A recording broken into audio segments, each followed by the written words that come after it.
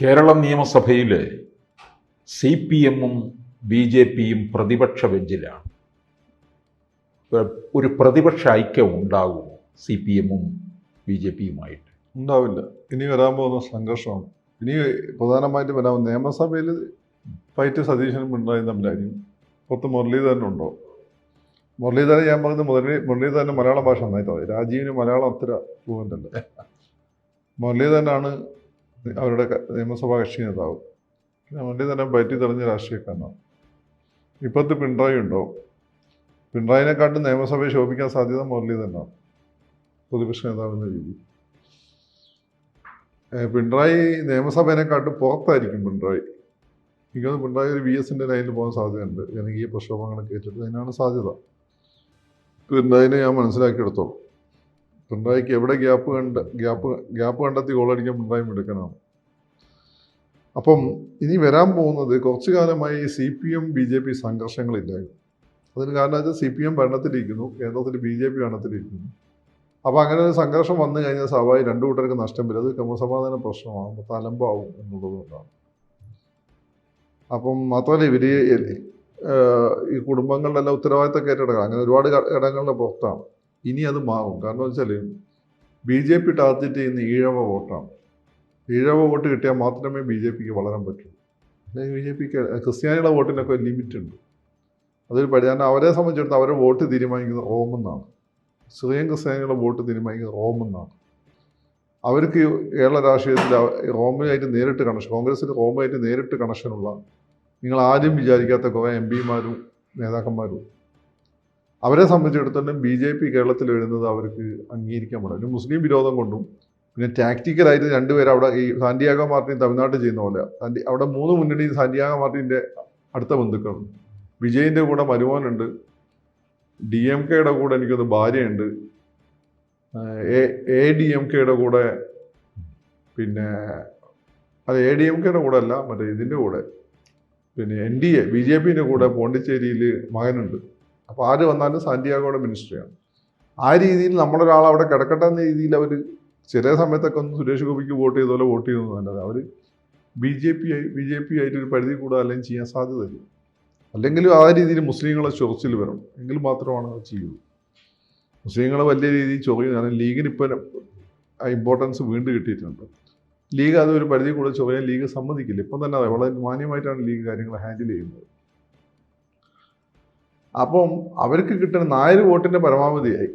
ഈ നിങ്ങളൊക്കെ BJP ആണെങ്കിൽ ഇനി ആ BJPയുടെ അധികാരത്തിലെത്തുന്നത് സാച്ചുറേഷൻ പോയിന്റിലെത്തും. അത് NSSൻ്റെ ഭാരവാഹികളൊന്നും BJPക്കാരല്ല. ബേസിക്കലി അവർ പൊതുവെ കോൺഗ്രസ്സുകാരാണ് വേറെ. അപ്പോൾ അവരൊക്കെ അങ്ങനെ കോൺഗ്രസ്സായിട്ട് ഒട്ടിക്കുന്ന ആളുകൾ. അപ്പോൾ ഇനി കിട്ടേണ്ടതെന്ന് വെച്ചാൽ ഈഴവ വോട്ടാണ്.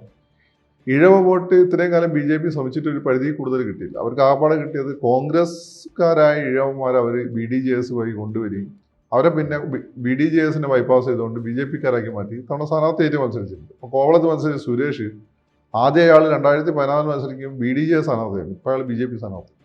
അന്ന് ഇന്ന് നമ്മൾ വ്യത്യാസം എന്ന് വെച്ചാൽ അന്ന് BDJSൻ്റെ ചിഹ്നം മാറി ഇപ്പം താമരയായി. രണ്ടാമത്തെ കാര്യം അന്നത്തെക്കാളി അയാൾ യങ്ങായി. എനിക്ക് മനസ്സിലാതെ പ്രായം കൂടുന്നതനുസരിച്ച് ഈ സ്ഥാനാർത്ഥികളൊക്കെ യങ്ങായിട്ട് വരും. ഫോട്ടോയില് നേരിട്ടല്ല. അപ്പോൾ ഫോട്ടോഷോപ്പിൻ്റെ ഒരു കാര്യം. അപ്പം അങ്ങനെയാണ്. അപ്പോൾ ഈഴവ വോട്ടുകൾ ഇപ്പോൾ അവർക്കൊരു പ്രതീക്ഷ വന്നതെന്ന് വെച്ചാൽ അത് കഴിഞ്ഞ ലോക്സഭാ ഇലക്ഷൻ തന്നെ വന്നിട്ടുണ്ട്. ആലപ്പുഴ, ആറ്റിങ്ങൽ ഈ തുടങ്ങിയ സ്ഥലങ്ങളിൽ ഈഴവ വോട്ടുകളിൽ ഒരു ഷിഫ്റ്റ് BJPയിലേക്ക് ഉണ്ടായി. അത് ശോഭാ സുരേന്ദ്രനും മുരളീധരനുമാണ് അതിൻ്റെ ഗുണം കിട്ടിയിട്ടുള്ളത്. അങ്ങനെ ഷിഫ്റ്റ് വന്നു. അപ്പം ഈ ഷിഫ്റ്റ് വന്നതിൽ വലിയ അത്ഭുതമല്ല. കാരണം ഇവിടെയുള്ള തെക്കുള്ള ഈഴവരെന്ന് വെച്ചാൽ തെക്കുള്ള ആളുകളാണ് നമ്മൾ വിവാദ ഈഴവരെന്ന് പറയുന്നത്. അവർക്കൊരു ഹിന്ദുത്വ സ്വഭാവം ഉണ്ട് ബേസിക്കലി. പക്ഷേ അവരെ CPM-ആയിട്ട് ചേർന്ന് നിൽക്കുന്നു. അവരെ വലിയ തോതിൽ അവർക്ക് അടർത്തി മാറ്റാൻ പറ്റി. ഈ നിയമസഭയിലേക്ക് ചാത്തന്നൂരെ വിജയം മാത്രമല്ല പല സ്ഥലങ്ങളിലും ഈഴവ വോട്ട് BJPയിലേക്ക് പോയിട്ടുണ്ട്. കോൺഗ്രസിന് ഇത്ര വലിയ വിജയം കിട്ടാൻ കാരണം മുമ്പ് എങ്ങനെയാണോ സവർണ ഈഴവ വോട്ട്, ഈഴവരുടെ കൂട്ടത്തിൽ സവർണരുണ്ട്, നമ്മളെ മൈലാരവിൻ്റെയൊക്കെ ഫാമിലി പോലെ, അവരുടെ വോട്ട് ഈ BJPയിലേക്ക് പോയതുകൊണ്ട് CPM-ന് 2014 വലിയ വിജയം വന്നത്. ഇത്തവണ എന്താ സംബന്ധിച്ച് CPM-ൻ്റെ വോട്ട് എങ്ങോട്ട് പോയി? CPM-ൽ ഈഴവരുടെ വോട്ട് കുറേ എങ്ങോട്ട് പോയിട്ടുണ്ട്? BJPയിലേക്ക് പോയി. അതുകൊണ്ടാണ് ഇത്രയും വലിയൊരു വിജയം കോൺഗ്രസിനുണ്ടാവുന്നത്. മാത്രമല്ല എന്ത് വന്നാലും ഇളകാത്ത സ്ഥലമാണ് കണ്ണൂര്, ഞങ്ങളെ കോഴിക്കോട്ടേക്കുള്ള തീയന്മാരുടെ വോട്ട്. അവരത് പാർട്ടിയാണ്, അത് BJP എന്നൊക്കെ വന്ന് അവരോട് പോയി. പക്ഷെ അവിടെ BJPയിലേക്ക് വലിയ രീതിയിൽ പോയെന്ന് എനിക്ക് തോന്നുന്നില്ല. പക്ഷെ വോട്ട് എന്തായി? വോട്ട് CPMനെതിരായിട്ട് വന്നു. വിമതന്മാർ അവിടെ ജയിക്കും. ദാറ്റ് മീൻസ് അവിടെ ഇളക്കം വന്നിട്ടുണ്ട്. ഈ രണ്ട് ഇളക്കങ്ങളെയും ഒന്ന് ബുദ്ധിപൂർവ്വം കൈകാര്യം ചെയ്ത് കഴിഞ്ഞാൽ BJP ഈഴവ മണ്ഡലത്തിലേക്ക് കയറാൻ ശ്രമിക്കുന്ന സമയത്ത് സ്വാഭാവികമായിട്ട് CPMന്റെ ഭാഗത്ത് നിന്ന് ചെറുത്തുനിൽപ്പുണ്ടാവും. അത് സംഘർഷത്തിലേക്ക് പോകും. കേരളത്തിൽ ഏറ്റവും കൂടുതൽ മിലിറ്റൻ്റ് ആയിട്ടുള്ള ഒരു സമൂഹമാണ് ഈഴവ കമ്മ്യൂണിറ്റി. കാരണം അവരെ സംബന്ധിച്ചിടത്തോളം അവർ പണ്ടത്തെ ചേകോന്മാരുടെയൊക്കെ പാരമ്പര്യമുള്ള ആളുകളുമാണ്. അവരെ തല്ലാനും കൊല്ലാനും അവർക്കൊരു മടിയില്ല. അതേസമയം തന്നെ കേരളത്തിലെ നമ്മുടെ സ്വാതന്ത്ര്യാനന്തരം മുന്നോട്ട് വന്ന രണ്ട് കമ്മ്യൂണിറ്റികൾ, ഒന്ന് മുസ്ലിങ്ങളും രണ്ട് ഈഴവരുമാണ്. മുസ്ലിങ്ങൾ എങ്ങനെ മുന്നോട്ട് വന്നതെന്ന് വെച്ചാൽ ഗൾഫ് പണം, മുസ്ലിം ലീഗ്. ഈഴവരെങ്ങനെ മുന്നോട്ട് വന്നതെന്ന് വെച്ചാൽ കമ്മ്യൂണിസ്റ്റ് പാർട്ടികൾ, പിന്നെ അവിടെ ഗവൺമെൻറ് ജോബ്, ഇങ്ങനെയാണ്. എങ്കിൽ പോലും ഈഴവരുടെ അവസ്ഥ വളരെ ദയനീയമാണ്. അവർക്കൊരു പരിധി കൂടുതൽ വളരാൻ പറ്റിയിട്ടുണ്ട്. അത് നിങ്ങൾ കണ്ണൂരൊക്കെ ഉൾനാട്ടിൽ പോയ തീയമ്മയുടെ അവസ്ഥ വളരെ ദയനീയമാണ്. അവരുടെ കൂട്ടത്തിൽ ചില പാർട്ടി നേതാക്കന്മാർ വളർന്നു പോയെന്നല്ലാതെ P ജയരാജനൊന്നും വളർന്നിട്ടുമില്ല. അത് ഈയവനാണെന്ന് എനിക്കറിയില്ല കേട്ടോ, ജയരാജൻ്റെ വേറെ. ഞാൻ പറഞ്ഞത് അവരുടെ കൂട്ടത്തിൽ ചില നേതാക്കന്മാർ വളർന്നു പോയെന്നല്ലാതെ ഈ പാർട്ടിക്കാർ സാധാരണക്കാർ വളർച്ച ഉണ്ടായിട്ടില്ല. അതേസമയം മുസ്ലിംസ് ഗൾഫ് പണം വഴിയൊക്കെ വളർന്നിട്ടുണ്ട് അവർ ചുറ്റുപാടുള്ള.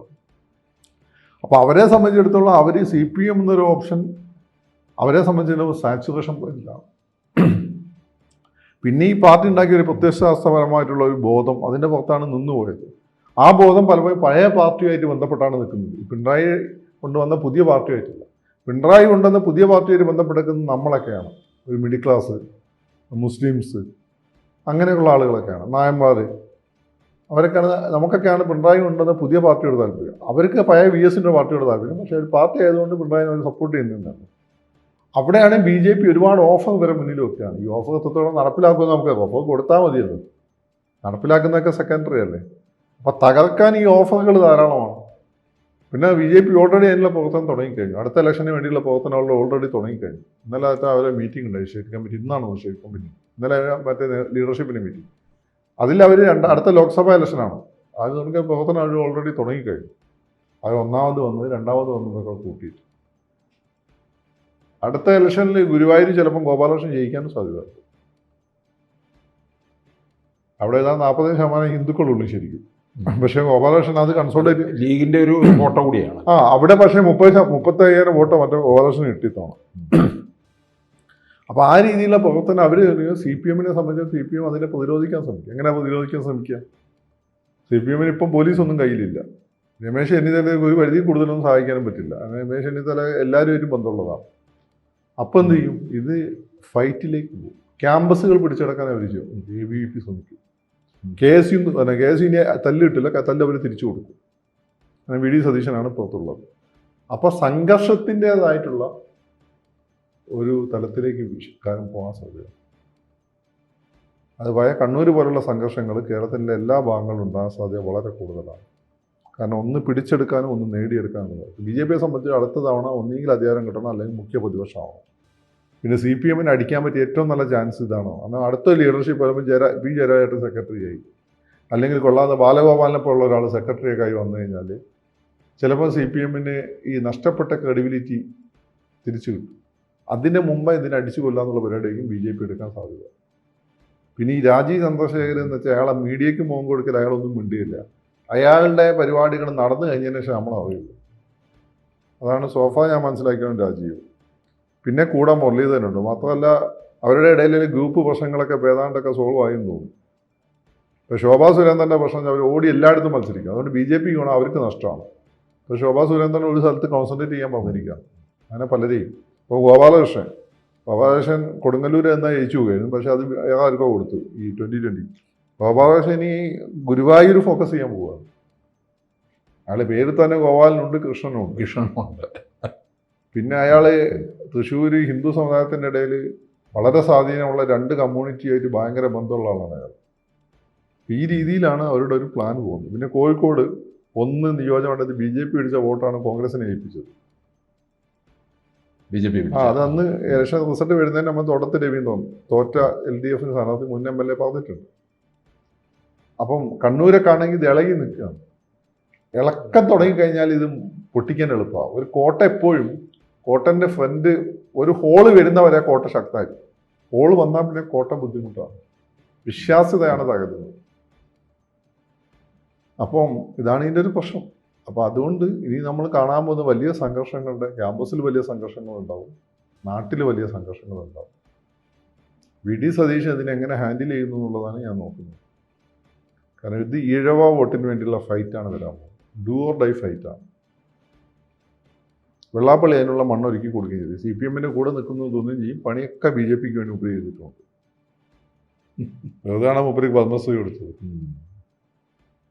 സുശാന്ത് അത്ര വൈഭവമല്ല. സുശാന്ത് ബേസിക്കലി പാവമാണ്. അച്ഛനെ വെച്ചു ഇങ്ങനെ കുശാഗ്ര ബുദ്ധിയാണ്.